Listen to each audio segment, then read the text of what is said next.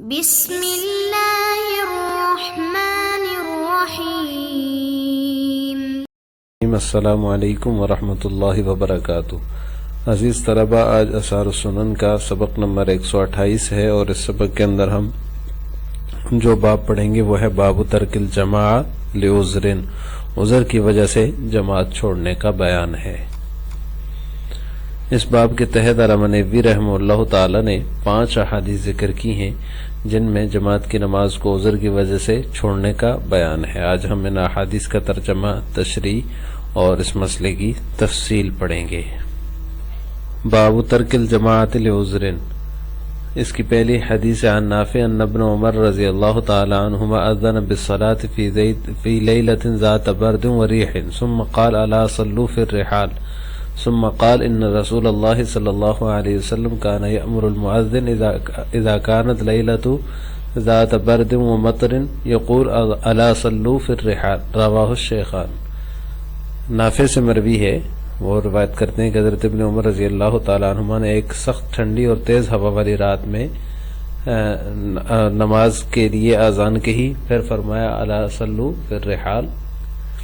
خبردار تم اپنے کجاموں میں نماز پڑھو، اپنے اپنے ٹھکانوں میں نماز ادا کرو۔ ثم قال، پھر فرمایا ان رسول اللہ صلی اللہ علیہ وسلم کان یأمر المؤذن، بے شک رسول اللہ صلی اللہ علیہ وسلم مؤذن کو حکم دیتے اذا كانت لیلۃ ذات برد ومطر، جب رات اذا كانت لیلۃ ذات برد ومطر، جب رات سخت ٹھنڈی اور بارش والی ہوتی، یقول، آپ اس سے فرماتے تم کہو خبردار الا صلوا فی الرحال، اپنے اپنے ٹھکانوں میں نماز ادا کر لو، رواہ الشیخان، اس کو شیخین نے روایت کیا ہے۔ عزیز طلبہ، جماعت سے نماز پڑھنا جو ہے وہ ہر عاقل بالغ غیر معذور پر فرض ہے، یہ سنت مؤکدہ ہے۔ فرض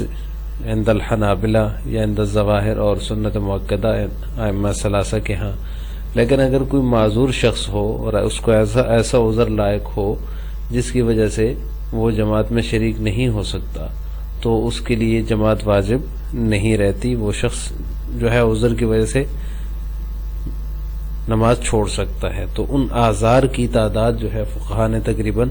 15 ذکر کی ہے جن کی وجہ سے جماعت چھوڑی جا سکتی ہے۔ جماعت خواہ فرض ہو یا پھر سنت مؤکدہ ہو، فرض جیسے کہ عند الحنابلہ ہے، اور اس طرح عند الظواہر کے نزدیک جو ہے وہ جماعت فرض ہے، اور سنت مؤکدہ ائمہ ثلاثہ کے ہاں ہے۔ چاہے فرض ہو یا سنت مؤکدہ ہو، اس کو چھوڑنا بغیر کسی عذر کے جائز نہیں ہے۔ البتہ پہلا جو قول ہے کہ جماعت فرض ہے، اس صورت میں اگر کسی نے نماز چھوڑ دی تو اس پر گناہ ہوگا، معصیت لازم آئے گی جماعت چھوڑنے کی وجہ سے۔ لیکن عذر جب پیش آیا تو عذر کی وجہ سے یہ معصیت جو لازم آ رہی تھی وہ ساقط ہو جائے گی عذر کی صورت میں۔ اور دوسرا قول جو ہے اس کی وجہ سے چونکہ وہ کراہت لازم آ رہی تھی، کیونکہ سنت مؤکدہ ہے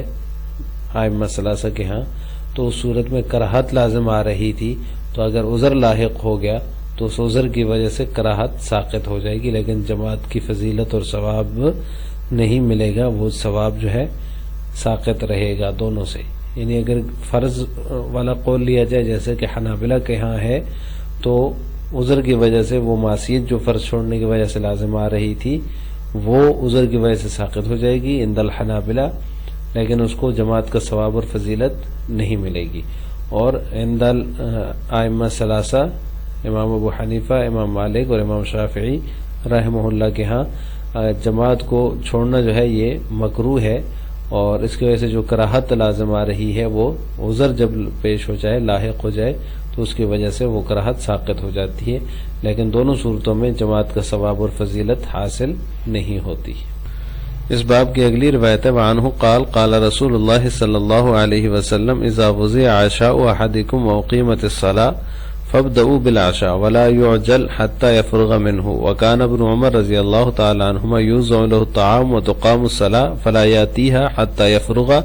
وانه يسمع قراءة الامام، رواہ الشیخان۔ انہی سے مروی ہے، یعنی کہ نافع سے مروی ہے، وہ روایت کرتے ہیں کہ رسول اللہ ابن عمر رضی اللہ تعالیٰ عنہما سے مروی ہے، فرماتے ہیں کہ رسول اللہ صلی اللہ علیہ وسلم نے فرمایا اذا وضع عشاء احدکم، جب تم میں سے کسی کے لیے رات کا کھانا رکھ دیا جائے، واقیمت الصلاۃ اور جماعت کھڑی ہو جائے، فابدؤوا بالعشاء تو پہلے کھانا شروع کرو، ولا يعجل حتى يفرغ منه، اور جلدی مت کرو جب تک کہ کھانے سے فارغ نہ ہو جاؤ۔ حضرت ابن عمر رضی اللہ تعالیٰ عنہما کے لیے کھانا رکھا جاتا اور نماز کھڑی ہو جاتی تو وہ نماز کے لیے نہیں آتے تھے یہاں تک کہ اس سے فارغ ہو جاتے۔ وَإِنَّهُ يَسْمَعُ قِرَاءَةَ الْإِمَامِ، اور وہ جو ہے امام کی قرات سنتے تھے۔ اس کو شیخین نے روایت کیا ہے۔ یہ بھی ایک عذر ہے، جب کھانا پیش کر دیا جائے، کھانا لگ گیا ہو، ادھر سے جماعت کھڑی ہو جائے تو پہلے کھانا ختم کر لینا چاہیے تاکہ اچھے طریقے سے خوش و خضوع کے ساتھ نماز پڑھی جا سکے، کیونکہ کھانا چھوڑ کر جماعت کی طرف جائیں گے تو وہ کھانے کے خیالات آتے رہیں گے، جس سے جماعت میں نماز کے خوش و خضوع میں خلل آئے گا۔ اس وجہ سے فرمایا کہ کھانا پہلے کھا لو۔ اگلی حدیث من عائشہ رضی اللہ تعالی عنہ قالت سمعت رسول اللہ صلی اللہ علیہ وسلم یقول لا صلاة بحضرت الطعام ولا وهو يدافع الاخبثان، رواہ مسلم۔ حضرت عائشہ رضی اللہ تعالی عنہا سے مروی فرماتی ہیں میں نے رسول اللہ صلی اللہ علیہ وسلم کو یہ فرماتے ہوئے سنا کہ کھانے کی موجودگی میں نماز نہیں ہوتی، یعنی جب شدید بھوک لگی ہوئی ہو تو نماز نہیں ہوتی۔ ولا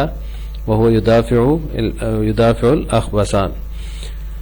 اور نہ کہ جب بول و براز اسے پیشان کر رہے ہو، ولا اور نہ ہی وهو يدافعه الاخبثان، اخبثان بول و براز، چھوٹا بڑا پیشاب جب زور سے آ رہا ہو تو نماز نہیں ہوتی۔ رواہ مسلم، اس کو مسلم نے روایت کیا ہے۔ اس سے اگلی روایت ہے وعن عبداللہ ابن ارقم رضی اللہ تعالیٰ عنہ قال سمعت رسول اللہ صلی اللہ علیہ وسلم یقول اذا اراد احدکم ان يذهب الى الخلاء واقیمت الصلاة فلیبدأ بالخلاء، رواہ الاربعہ وصححہ الترمذی۔ اس روایت کا ترجمہ یہ کہ حضرت عبداللہ بن ارقم رضی اللہ تعالیٰ عنہ سے مروی فرماتے ہیں کہ میں نے رسول اللہ صلی اللہ علیہ وسلم کو یہ فرماتے ہوئے سنا جب تم میں سے کسی کو بیت الخلاء جانے کا تم میں سے کوئی بیت الخلاء جانے کا ارادہ کر لے تو اور نماز کھڑی ہو جائے تو فلیبدأ بالخلاء، تو وہ پہلے بیت الخلاء سے فارغ ہو جائے پھر اس کے بعد جماعت کے لیے جائے، یعنی جب بول و براز کی شدت آ رہی ہو، زور سے آ رہا ہو تو اس صورت میں پہلے تو وضو بھی قائم نہیں رہتا، ہو سکتا ہے کہ کچھ نہ کچھ نکل آئے، اگر نہیں بھی نکلا وضو برقرار بھی رہا تو وہ اس کا جو ہے وہ اس کو ذہنی سکون اور سنجیدگی اور اطمینان نماز کے اندر حاصل نہیں ہوگا، وہ جلدی جلدی نمٹانے کی کوشش کرے گا اور جو ہے اس کا خشوع اور خضوع ختم ہو جائے گا۔ اس لیے آپ صلی اللہ علیہ وسلم نے فرمایا پہلے بیت الخلاء سے فارغ ہو جاؤ تاکہ تکلیف دور ہو جائے، اس کے بعد جو ہے وہ پھر اس کے بعد نماز پڑھ لو۔ اس باب کی آخری روایت عن ابن عباس رضی اللہ تعالی عنہما عن النبی صلی اللہ علیہ وسلم قال من سمع النداء فلا يأتيه فلا صلاة له الا من عذر، رواه ابن ماجہ وابن حبان والدارقطنی والحاکم واسنادہ صحیح۔ ابن عباس رضی اللہ تعالی عنہما سے روایت ہے، وہ فرماتے ہیں کہ نبی کریم صلی اللہ علیہ وسلم نے فرمایا جس شخص نے اذان سنی اور جماعت کے لیے حاضر نہیں ہوا فلم یأتی فلا صلاة له الا من عذر، تو اس کی نماز قبول نہیں الا من عذر، مگر یہ کہ عذر کی وجہ سے اس نے جماعت چھوڑ دی ہو، اذان سننے کے بعد اس کو کوئی ایسا عذر لاحق ہو گیا جس کی وجہ سے وہ نماز کے لیے حاضر نہیں ہو سکا، تو اس کی شخص وہ اگر اکیلے پڑھے گا تو قبول ہو جائے گی، بغیر عذر کے کوئی جماعت کے لیے نہیں آتا تو اس کی نماز قبول نہیں ہوتی۔ اس کو ابن ماجہ، ابن حبان، دارقطنی اور حاکم نے روایت کی اور اس کی سند صحیح درجے کی ہے۔ آج کے سبق کا خلاصہ یہ ہوا کہ ہم نے باب ترک الجماع لعذر کی 5 احادیث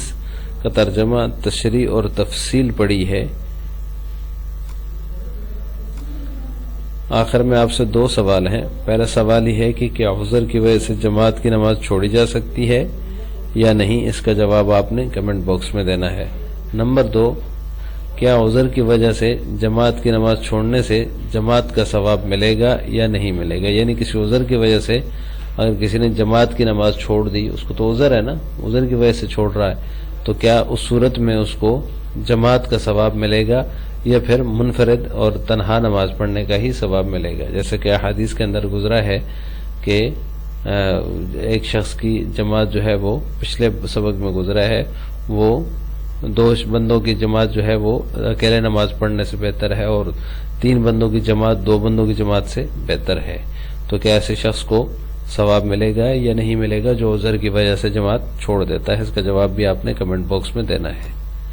السلام علیکم ورحمۃ اللہ وبرکاتہ۔